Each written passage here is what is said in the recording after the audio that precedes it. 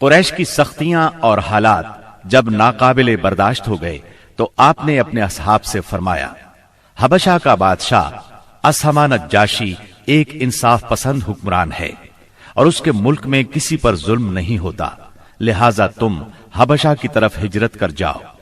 اس ہدایت کے مطابق رجب 5 نبوت میں صحابہ کرام کے پہلے قافلے نے ہجرت کی۔ اس میں 12 مرد اور 4 عورتیں تھیں اور ان کے امیر سیدنا عثمان بن عفان رضی اللہ عنہ تھے۔ ان کے ساتھ ان کی زوجہ محترمہ سیدہ رقیہ رضی اللہ عنہا تھی۔ یہ نبی اکرم صلی اللہ علیہ وسلم کی صاحبزادی تھی اور یہ سیدنا ابراہیم علیہ السلام اور سیدنا لوط علیہ السلام کے بعد پہلا گھرانہ تھا جس نے اللہ کے راستے میں ہجرت کی تھی۔ یہ لوگ رات کی تاریکی میں خاموشی سے نکلے اور جدہ کے جنوب میں واقع بحر احمر کی بندرگاہ شعیبہ کا رخ کیا۔ خوش قسمتی سے وہاں 2 تجارتی جہاز موجود تھے۔ یہ لوگ ان پر سوار ہو کر حبشہ پہنچ گئے۔ ادھر قریش کو ان کی روانگی کا علم ہوا تو مارے غیظ و غضب کے ان کا برا حال ہو گیا۔ فوراً آدمی دوڑائے گئے تاکہ ان حضرات کو پکڑا جا سکے اور خوب سزا دی جا سکے، یہاں تک کہ وہ اللہ کا دین چھوڑ دے۔ لیکن ان کے ساحل تک پہنچنے سے پہلے مسلمان سمندر میں دور جا چکے تھے، لہٰذا یہ لوگ ساحل سے نامراد واپس آ گئے۔ اس ہجرت کے کوئی 2 ماہ بعد رمضان 5 نبوت میں ایک روز رسول اللہ صلی اللہ علیہ وسلم مسجد حرام میں تشریف لائے۔ اس وقت وہاں قریش کے بہت سارے لوگ موجود تھے، ان میں ان کے سردار اور بڑے بڑے لوگ بھی تھے۔ آپ نے ان کے درمیان کھڑے ہو کر سورہ نجم کی تلاوت شروع کر دی۔ ایسا نفیس کلام انہوں نے پہلے کبھی نہیں سنا تھا۔ اب جو ان کے کانوں میں گونجا تو بے خود ہو گئے، دم بخود ہو کر سنتے رہ گئے، اس طرح خاموش اور ساکت ہو گئے کہ آپ کو روکنے کا ہوش بھی نہ رہ گیا۔ بلکہ سورت کے آخر میں جب ڈانٹ ڈپٹ والی آیات آئیں تو ان کے دل کانپ گئے، ہوش اڑ گئے، اور جو ہی آپ نے یہ حکم سنایا کہ فَاسْجُدُوا لِلَّهِ وَاعْبُدُوا، یعنی اللہ کے لیے سجدہ کرو اور اس کی عبادت کرو، تو سب کے سب سجدہ ریز ہو گئے۔ کسی کو اس حکم ربانی سے سرتابی کا یارہ نہ رہا۔ امام بخاری رحمت اللہ علیہ نے سیدنا عبداللہ بن مسعود رضی اللہ عنہ سے روایت کی ہے کہ نبی صلی اللہ علیہ وسلم نے سورہ نجم پڑھی، پھر سجدہ کیا تو قوم کا کوئی فرد نہ بچا جس نے سجدہ نہ کیا ہو۔ ایک آدمی نے ایک مٹھی کنکری یا مٹی کی لی اور اس کو اپنے چہرے کے اوپر تک لے گیا اور کہا، میرے لیے یہی کافی ہے۔ بعد میں نے دیکھا کہ وہ حالت کفر میں مارا گیا۔ یہ امیہ بن خلف تھا جو بدر کے دن مارا گیا۔ گویا اس وقت جتنے لوگ تھے ان میں سے بس ایک امیہ بن خلف ایسا تھا جس نے مکمل طور پر سجدہ نہیں کیا، البتہ ایک مٹھی میں کنکریاں لے کر اپنی پیشانی تک لے گیا۔ اس نے سجدہ کرنے والوں کا بس اس حد تک ساتھ دیا تھا۔ اس واقعے کی خبر حبشہ پہنچ گئی، یعنی تمام قریش کے سجدہ کرنے کی خبر۔ اس پر مسلمانوں نے سمجھا کہ وہ سب کے سب مسلمان ہو گئے ہیں۔ وہ سب خوشی خوشی ماہ شوال میں مکے کی طرف روانہ ہو گئے۔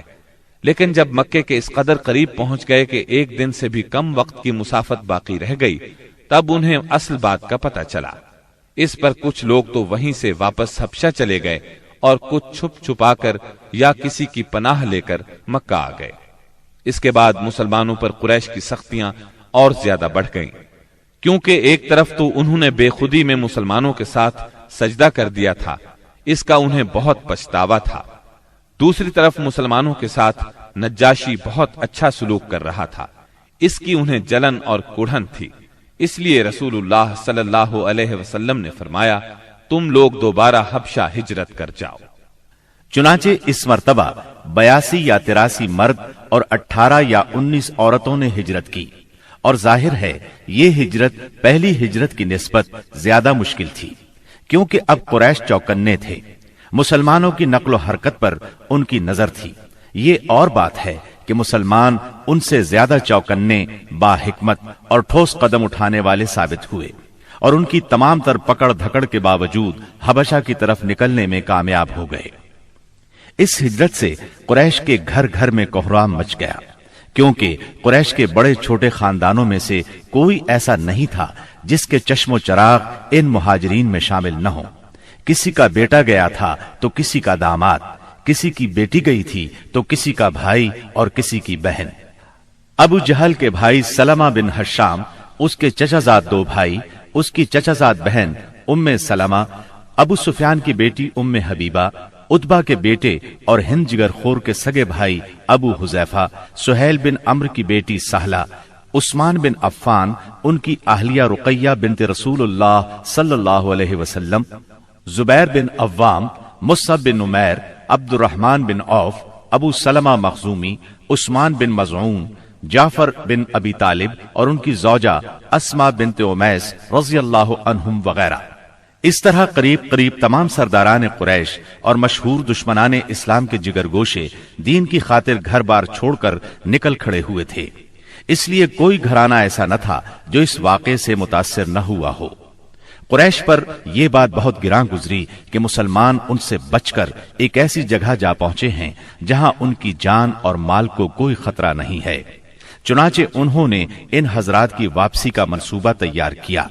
अम्र बिन आस और अब्दुल्ला बिन रबिया को हबशा भेजा। ये दोनों उस वक्त मुशरिक थे। उन्होंने हबशा पहुंचकर मंसूबे के मुताबिक सबसे पहले पादरियों से मुलाकातें की और उन्हें तोहफे तहाइफ दिए। फिर बासर अंदाज में दलील देकर अपनी आमद का मकसद बताया। उन्होंने उनका साथ देने का वादा कर लिया। इसके बाद ये दोनों नज्जाशी के पास आए, उसे भी तहाइफ पेश किए। फिर असल मकसद की बात शुरू की। उन्होंने कहा, ऐ बादशाह, आपके मुल्क में हमारे कुछ नासमझ लोग भाग आए हैं। उन्होंने अपनी कौम का दीन छोड़ दिया है और आपके दीन में भी दाखिल नहीं हुए, बल्कि एक नया दीन ईजाद किया है। उसको हम जानते हैं न आप, इसलिए हमें आपकी खिदमत में उनकी कौम के बड़ों यानी उनके वालिदैन, चचाओं और उनके कबीले के लोगों ने भेजा है ताकि आप उन्हें वापस भेज दें, क्योंकि वो लोग उन पर निगरान हैं और उनकी खामी और खराबी को सबसे अच्छी तरह समझते हैं। जब उनकी ये बात पूरी हो गई तो मंसूबे के मुताबिक पादरियों ने भी उनकी तायीद की, हाँ में हाँ मिलाई। नज्जाशी ने उनकी बातें गौर से सुनी, लेकिन सोचे समझे और देखे भाले बगैर फैसला नहीं किया।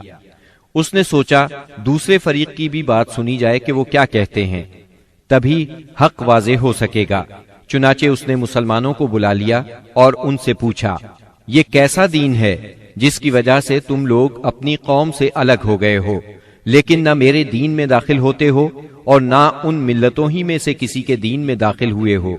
इसके जवाब में सैयदना जाफर बिन अबी तालिब रजी अल्लाह अन्हो ने फरमाया, ऐ बादशाह, हम जाहिलियत वाली कौम थे, बुतों को पूजते थे, मुर्दार खाते थे, बुराइयां करते थे, कराबतदारों से नाता तोड़ते थे, पड़ोसियों से बदसलूकी करते थे।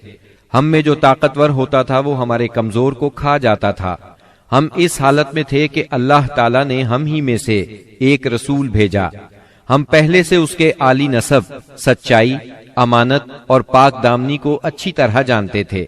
उसने हमें अल्लाह ताला की तरफ बुलाया कि हम उसे एक माने और उसी की इबादत करें, और उसके सिवा हमारे बाप दादा जिन बुतों और पत्थरों को पूजते रहे थे उन्हें छोड़ दें।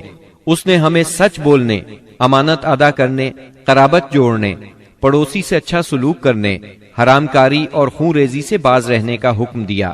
बेहयाई के कामों से, झूठ बोलने से, यतीम का माल खाने से और पाक दामन औरतों पर झूठी तोहमत लगाने से मना किया। उसने हमें यह भी हुक्म दिया कि हम सिर्फ एक अल्लाह की इबादत करें, उसके साथ किसी को शरीक ना करें। उसने हमें नमाज, ज़कात और रोजे का हुक्म दिया। इस मौके पर सैयदना जाफर रज़ी अल्लाह अन्हु ने इस्लाम के और बहुत से अहकाम गिनवाए। फिर कहा, हमने उस पैगंबर को सच्चा माना, उस पर ईमान लाए, उसकी पैरवी की और उसके लाए हुए दीन में उसकी इताअत की। चुनाचे हमने एक अल्लाह की इबादत की, उसके साथ किसी को शरीक नहीं किया, और जो चीजें उसने हराम बताई उन्हें हराम माना, जो चीजें उसने हलाल बताई उनको हलाल माना। बस इस पर हमारी कौम हमसे बिगड़ गई। उसने हम पर जुल्म सितम का बाजार गर्म कर दिया। हमें हमारे दीन से फेरने के लिए फितनों और सजाओं से दो चार किया ताकि हम अल्लाह की इबादत छोड़कर फिर से बुत परस्ती की तरफ पलट जाएं और जिन गंदी चीजों को हलाल समझते थे उन्हें फिर हलाल समझने लगे। जब उन्होंने हम पर बहुत जुल्म तशद्दुद किया, जमीन हम पर तंग कर दी, हमारे और हमारे दीन के दरमियान रुकावट बन गए, तो हमने आपके मुल्क की राह ली और आपको दूसरों पर तरजीह दी और आपकी पनाह में रहने को पसंद किया और आपसे ए बादशाह ये उम्मीद की कि आपके हां हम पर जुल्म नहीं किया जाएगा। सैयदना जाफर रज़ियल्लाहु अन्हु की ये तकरीर सुनकर नज्जाशी ने कहा, कुछ कुरान पढ़कर सुनाओ। इस पर सैयदना जाफर रज़ियल्लाहु अन्हु ने सूरह मरियम की इब्तिदाई आयात तिलावत की। नज्जाशी इन आयात को सुनकर इस कदर रोया कि उसकी दाढ़ी तर हो गई और तमाम पादरी भी इस कदर रोए कि उनके सहीफे तर हो गए। फिर नज्जाशी ने कहा, ये कलाम और वो कलाम जो ईसा अलैहिस्सलाम लेकर आए थे, दोनों एक ही ताक़े शमा से निकले हुए हैं। इसके बाद उसने कुरैश के दोनों नुमाइंदों से मुखातिब होकर कहा, तुम लोग चले जाओ, अल्लाह की कसम मैं इन्हें तुम्हारे हवाले नहीं कर सकता और न इनके खिलाफ कोई चाल चली जा सकती है। दूसरे दिन अम्र बिन आस ने एक खतरनाक तरीन तदबीर इख्तियार की। नज्जाशी से जाकर कहा, ए बादशाह, ये लोग ईसा अलैहिस्सलाम के बारे में एक बड़ी बात कहते हैं।